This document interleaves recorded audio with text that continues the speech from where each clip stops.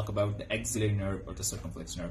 Why it is known as the axillary nerve? Because this nerve is seen in the axilla, and especially in the upper part of the axilla. And why it is known as circumflex? Because it winds around the surgical neck of humerus bone. So this is the common thing. What is the introduction of the axillary nerve? The axillary nerve is the smaller terminal branch of the posterior cord of brachial plexus. So it is the smaller terminal branch of posterior cord. It is the simplest topic I have ever studied. It is a very simple nerve. So it is the root value of the axillary nerve. The root value is C5 and C6 segments of the spinal cord. Segments of spinal cord. And more precisely speaking, ventral rami. All nerve arises from the ventral rami. This is a point you should have to remember.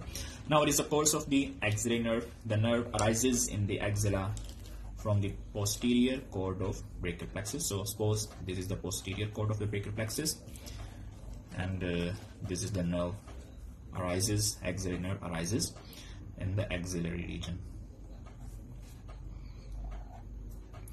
The nerve then passes backwards and passes through the quadrangular space,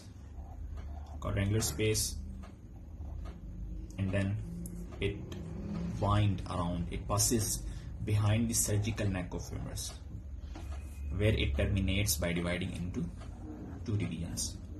The one is known as anterior division and the second one is known as posterior division. So this is the posterior division,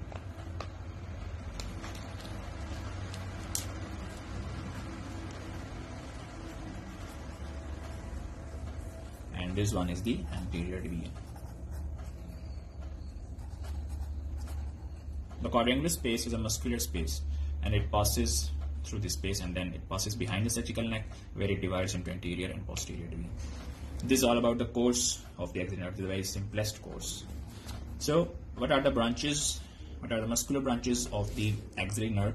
The anterior division supplied most part of the prominent deltoid muscle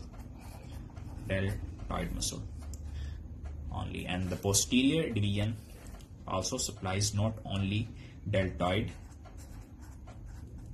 but its lesser part is supplied by the posterior division, and this posterior division also supplies one other muscle that is to be known as, from this division, one is to the this muscle and this is to the teres minor muscle. Teres minor muscle. So there are only two muscles supplied by this axillary nerve. Remember one point, that that nerve to teres minor also have a pseudoganglion. This nerve is characterized by the presence of a pseudoganglion.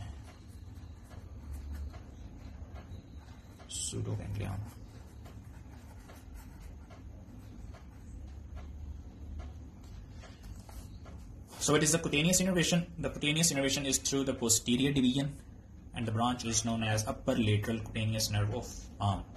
Upper lateral cutaneous nerve of the arm. The branch is upper lateral cutaneous nerve of arm. It's nerve of arm. So what is the clinical importance of the axillary nerve?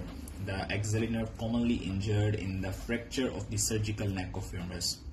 If there is a fracture at the surgical neck of the humerus, this nerve gets paralyzed, and there is a loss of movements associated with the deltoid muscle and the teres minor muscle, and the cutaneous innervation is at upper lateral cutaneous nerve of arm.